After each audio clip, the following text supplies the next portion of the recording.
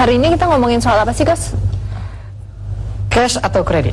Cash atau kredit itu pertanyaan juga loh, banyak banget teman-teman aku suka nanyain soal cash kredit. Cash kredit, katanya kalau dapat kredit tuh yang yes, seneng banget kayak dapat hadiah gitu. Karena kan kalau kredit bayaran nanti. Udah mau syuting masih nyala lagi. Sorry. Oh. Matiin. Kenapa? Penawaran KTA. Oh, KTA. Asik dong ditawarin. Ya, beginian mas sehari bisa 5-10 kali. Hah? Iya, mendingan diambil aja kalau gitu. Kan enak dapat kredit, nggak pakai anggunan lagi. Kalau kredit nggak pakai cicilan, saya mau. Kredit tanpa angsuran. Tanpa angsuran. Tapi kalau tanpa anggunan, waduh, itu kredit yang sama-sama KTA ya? mahal nomor 2 itu. Benar. Oke, hari ini kita akan membahas soal kredit tanpa angsuran. Oh enggak ya, maksud kredit tanpa anggunan. Soal kredit atau tunai, mendingan bayar langsung, nyicil. Bingung kan? Kadang-kadang suka tergoda juga. Karena itu kita akan membicarakannya tentunya hanya di Mata Uang.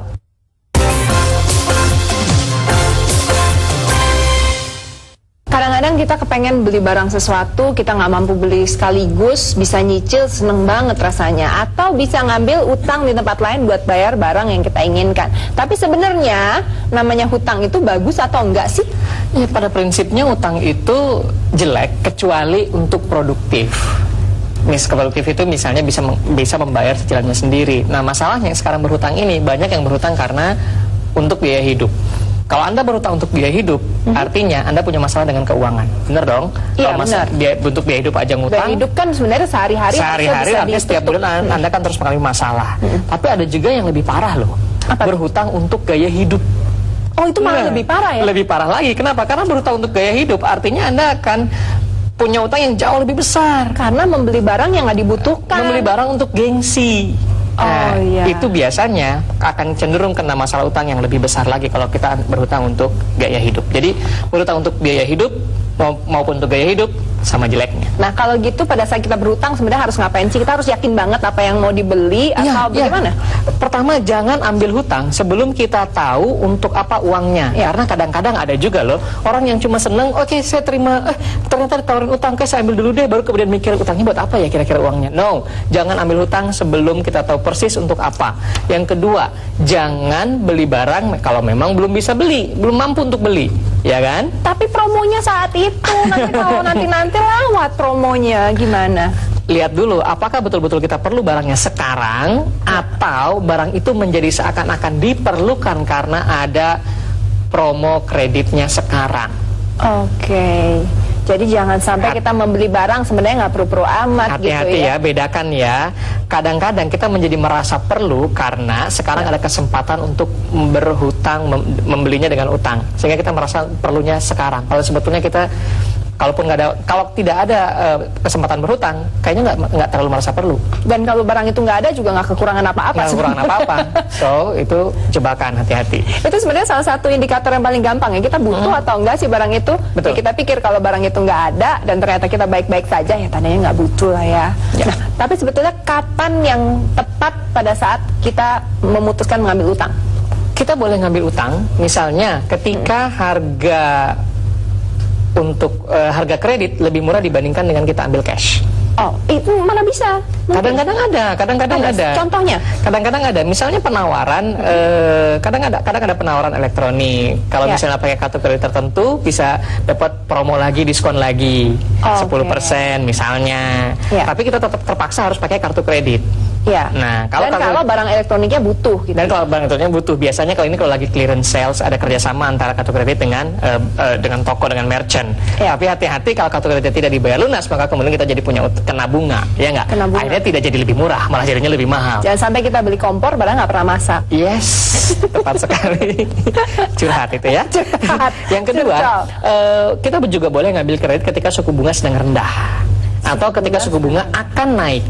Oh. Misalnya akhir tahun yang lalu kan kita tahu nih rupiah tertekan sehingga ada indikasi bahwa suku bunga akan naik lagi. Bahkan tahun lalu suku bunga sampai naik 4 kali. Kita tahu suku bunga akan naik. Oke, kita ambil kredit sekarang sebelum suku bunganya naik. Itu juga bisa.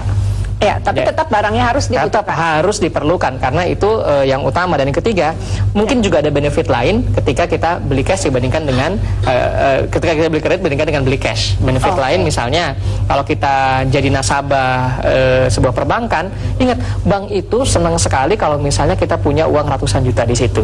Tapi bank lebih senang lagi dengan nasabah yang ngutang ratusan juta di situ. Oke, sekarang kalau misalnya punya uang tabungan jumlahnya sekian kan sayang nih ditaruh deposito, sementara punya utang jumlah sekian sebenarnya bisa ditutup.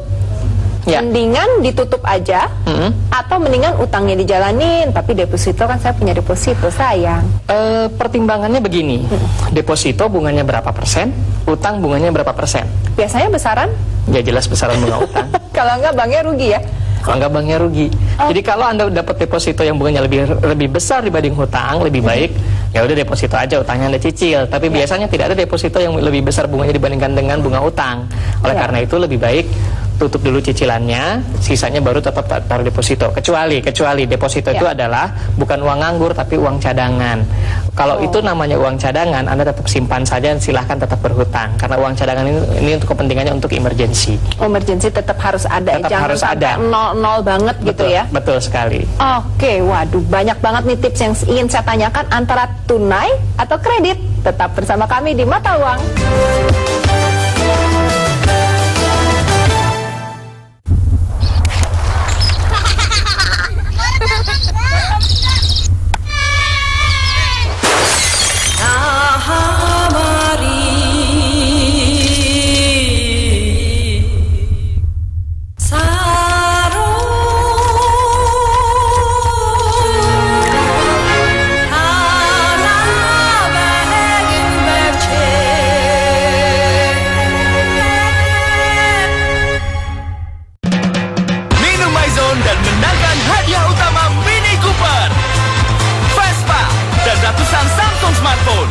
Kirim 3 label MyZone rasa apa aja. MyZone, berhasil semangatnya, nendang hadiahnya. Jangan biarkan noda kuning mengganggu penampilanmu. Baru Rexona Invisible Dry, melindungi pakaian putih dari noda kuning, pakaian hitam dari noda putih. Rexona Invisible Dry. Rexona, setia setiap saat.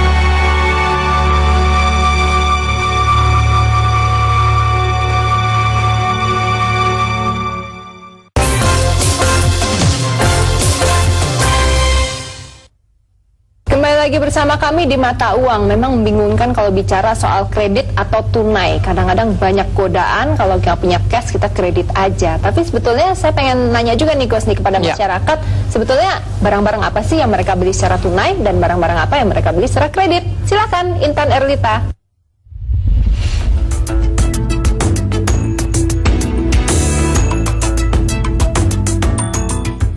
Guys, kali ini saya akan bertanya sama masyarakat nih mengenai kira-kira nih barang apa sih yang mereka beli secara tunai dan barang apa yang mereka membeli secara kredit. Pengen tahu jawaban mereka? Yuk ikuti saya.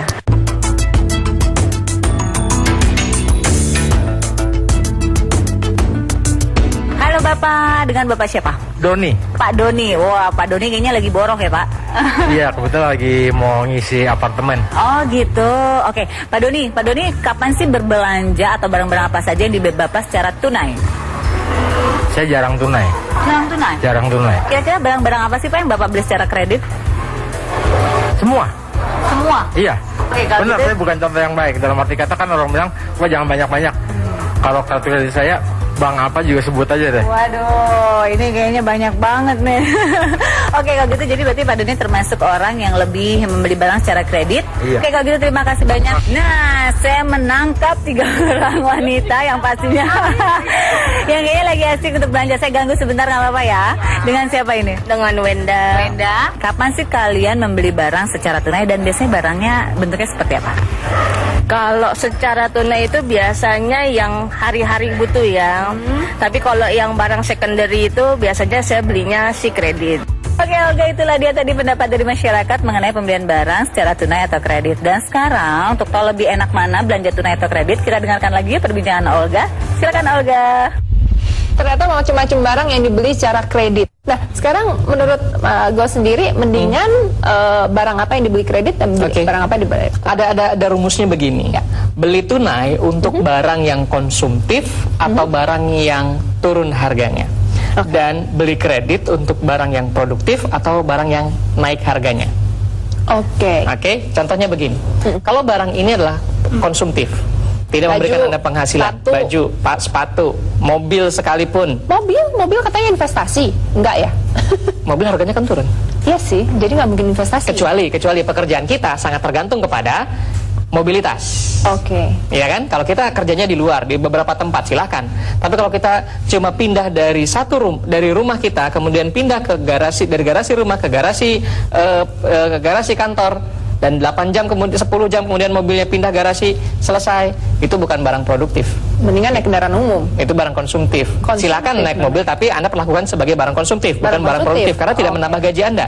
Anda datang ke kantor naik mobil ataupun tidak, gajinya tetap segitu, berarti barang konsumtif. Benar juga. Itu aja ya. Tapi kalau kita sales gitu ya, kita pergi ke tempat mobilitas tinggi, nanti kalau penjualannya tinggi kita dapat bonus, bolehlah kita beli kendaraan. Boleh. Itu berarti mobil sebagai barang produktif. Jadi karena menghasilkan, menambah income kita. Ya. Atau barang yang turun harganya. Sudah pula konsumtif, turun pula harganya. Misalnya mobil lagi. Mobil kan begitu kita beli 200 juta. Ya. Besok hari kita jual, harganya langsung jadi turun 180, 170 juta kita jual Walaupun besok. kilometernya cuma kecil, tetap aja turun. Akan turun. Ya. Oleh karena itu, dia sebaiknya beli tunai, kecuali tadi produktif. Handphone. Ya, Banyak orang kemudian beli handphone, ya, mumpung ada penawaran, betul. ambil kredit. Pertanyaannya, apakah handphone produktif atau konsumtif? Konsumtif. Konsumtif. Pertanyaannya, apakah handphone harganya naik atau turun? Turun. Berarti beli cash aja, jangan beli kredit. Oh. Anda ya di rumah yang masih ngutang handphone, lihat lagi fungsi handphonenya apakah betul-betul produktif atau konsumtif. Yang kedua, silahkan beli kredit untuk barang yang naik harganya atau yang produktif. Oke. Memenuhi salah satu syarat ini. Contohnya yang naik Misalnya harganya. Misalnya rumah. Ya. Properti naik harganya boleh beli kredit. Ya. Atau Tapi yang harus dipastikan ya propertinya yang mana yang harganya memang harganya naik, dan kalau bisa lebih tinggi dibandingkan dengan bunga kreditnya. Itu rumus dasarnya seperti itu. Ya beli aja secukupnya yang kita mampu ya. Tapi kembali lagi soal mobil ya, karena teman saya ini yakin banget, ngotot banget ngajarin saya bahwa kalau mobil itu sebaiknya kredit aja, karena kan bayarnya ya kurang lebih seperti sewa mobil, sementara mobilnya nanti buat kita. Iya, itu kan kalau dibandingkan antara beli cicil atau sewa, ya kan? Ya. Kita juga harus bandingkan antara beli cicil atau beli tunai. Ya. Harusnya begitu ya. Harusnya gitu dong. Iya. Itu perbandingannya beda. Kalau kita bandingkan antara, jadi alternatif 3 ya, beli cash, beli kredit, atau sewa.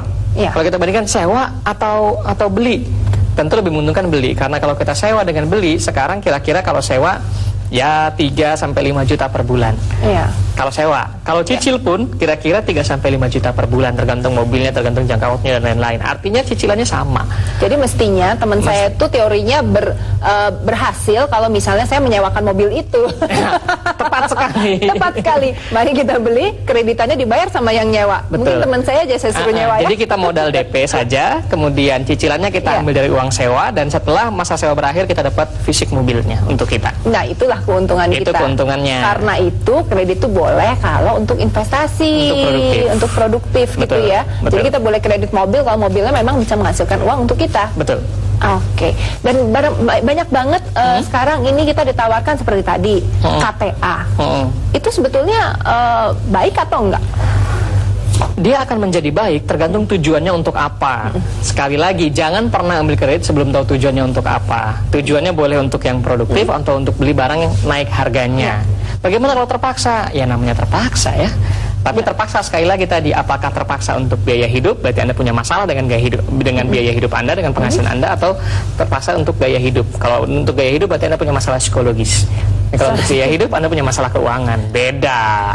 Nah, ini ada pertanyaan juga nih. Kan kalau tadi dijelaskan yang tunai sebaiknya apa, yang kredit sebaiknya apa. Nah, tapi kalau saya sendiri misalnya mau pindah rumah, kan beli perabotnya banyak sekali, ngisi beli satu rumahnya dan isi rumahnya gitu. Betul, kan. rumahnya sih udah beres, tapi ngisi itu kan nggak murah juga. Nah, sekarang mendingan saya ngambil kredit karena kan ya tidak besar-besar banget tapi lumayan besar.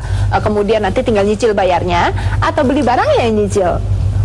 Pertanyaannya sekarang, uangnya ada nggak? Uangnya kalau ngisi semua satu rumah nggak ada. Oke, berarti kita harus pilih-pilih dong, Mak. Pilih-pilih. Jadi menurut saya sih begini, semua isi rumah biasanya tidak produktif karena Olga tidak bekerja di rumah. Betul sih. Dan yang kedua, semua isi rumah harganya turun, bener nggak? Iya sih. Kalau mungkin ya, begitu, sofa saya dijual di lelang nggak harganya mungkin naik. juga kalau begitu. Kita beli cash untuk barang-barang yang memang diperlukan untuk bisa tinggal di situ. Paling nggak bisa tidur, tempat tidur, bisa makan, isi dapur, kamar mandi. Setelah itu untuk pajangan-pajangan, hiasan kita bisa beli bertahap. Sofa kita bisa beli bertahap. Karena biasanya taste kita nanti makin lama akan, oh ini enaknya tambah ini, oh ini enaknya tambah ini, dibandingkan dengan kita langsung beli berat, belum tentu juga langsung cocok, malah nanti akhirnya ini akhirnya harus tambah juga. Jadi lebih baik beli yang sesuai dengan anggaran cash yang ada untuk mengisi rumahnya. Yang penting bisa ditinggalin. Untuk bisa ditinggali, yang dasar. Setelah itu untuk hiasan-hiasan, pajangan-pajangan silakan beli, kemudian beli bertahap. Jadi belinya yang nyicil, ini menarik nih ya. Tadi sebenarnya agak-agak tergoda juga. Perlukah saya mengambil KTA untuk mengambil perabotan? Ternyata enggak. Daripada kita ngutang bayarnya nyicil, mendingan beli barangnya yang nyicil ya. Betul. Oke, waduh, mungkin Anda juga punya kasus yang sama nih. Dan jangan lupa, kami selalu menunggu pertanyaan-pertanyaan dari Anda yang bisa dijawab langsung di Twitter kami di @olgali_dia atau @ahmadghazali. Nah, langsung aja ditanyakan di situ ya. Nah, kebetulan masih banyak lagi yang ingin saya tanyakan nih. Dan pemirsa jangan kemana-mana, kami akan kembali setelah yang satu ini.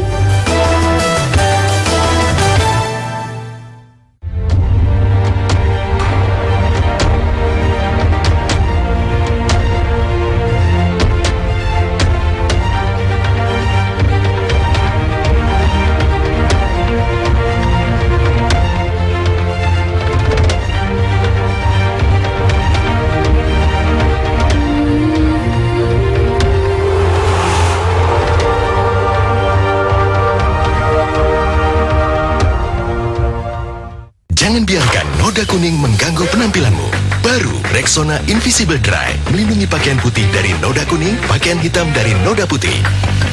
Rexona Invisible Dry. Rexona, setia setiap saat. Segini aja udah bagus banget. Apalagi segini. Baru Dove Jumbo Sachet. Takarannya lebih pas, nutrisi rambut lebih menyeluruh dari akar hingga ujungnya. Nutrisinya itu juara. Nutrisi ekstra untuk rambut indahmu.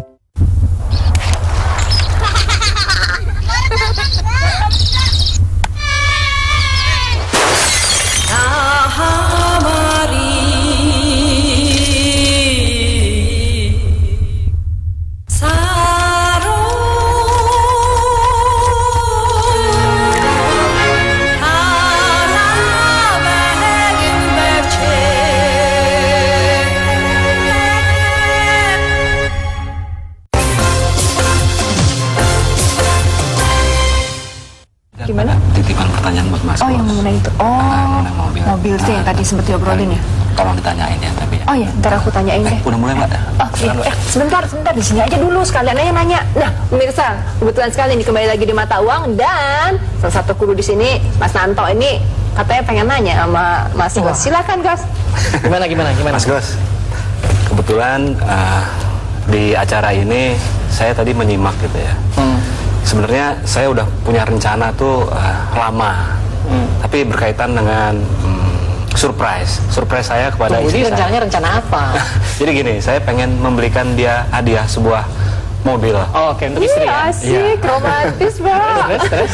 Cuman gini, setiap saya terima gaji gitu kan, saya masih berpikir apakah ini cukup untuk saya merealisasikan kenyataan itu pada istri saya. Tapi ini sekarang udah berlanjut ke tahun ketiga nih. Saya pengen, tadi Mas Gos bilang ini sebuah gaya hidup atau kebutuhan. Nah, saya ingin merealisasikan itu kepada istri saya gitu kan. Apakah saya harus membeli kendaraan ini secara tunai atau kredit, Mas? Kalau tunai, uangnya ada nggak? Diada-adain ya, Mas. Diada-adain gimana nih maksudnya nih ya? Ada-ada aja. Ada aja. Ya, akhirnya itu bukan sebuah surprise, tapi saya akan bilang kepada istri saya gitu kan. Han, gimana nih kalau kita beli kendaraan tapi untuk kebutuhan kita berdua gitu. Gitu. Jadi mungkin kita bisa patungan, tapi juga dengan melihat kebutuhan hidup rumah tangga kami berdua tuh masih memenuhi untuk yang lainnya gitu. Oke, jadi kita harus nilai kalaupun memang mau beli tunai, apakah kemudian mengganggu investasi yang lain. Yang kedua, bahkan kadang-kadang kita maksakan beli tunai, mungkin kemudian menarik dana cadangan. Jangan sampai itu kejadian. Kalau tidak mengganggu investasi yang lain, tidak mengganggu dana cadangan, silahkan beli tunai. Tapi kalau misalnya kepaksa mau kredit gimana? Tapi kalau misalnya ternyata itu terganggu, alternatifnya kemudian adalah untuk kredit. DP mungkin sudah ada gitu ya. Nah, sekarang pertimbangannya adalah apakah kemudian cicilannya mengganggu atau tidak.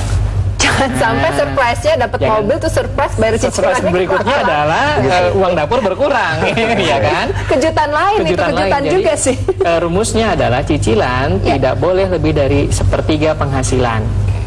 Karena biasanya yang dibawa ke rumah mungkin sekitar 40% digunakan untuk biaya hidup di rumah, kemudian 30% untuk cicilan, nah sisanya adalah untuk operasional, ya kan? Dan jangan lupa juga kita harus menghitung, begitu kita punya mobil, maka ada tambahan untuk operasional dan pemeliharaan mobil. Itu juga harus masuk ke komponen budget kita yang baru. Itu? Bukan, masuk ke biaya hidup. Biaya hidup gitu ya? Oh, itu harus diingat juga ya kalau punya mobil. Bensin sekarang makin lama makin naik, parkir juga makin lama makin naik, dan itu harus dibayarkan di situ semua ya. Kalaupun kemudian, dengan mobil saya kemudian bisa menjadi lebih baik dalam bekerja, oke. Tapi tadi masalahnya adalah apakah ini gaya hidup atau betul-betul kebutuhan? Untuk membedakannya begini deh. Kalau ada mobil seharga 150 juta dan itu sudah memenuhi kebutuhan kita, itu namanya gaya hidup. Karena kebutuhan kita adalah mobilitas.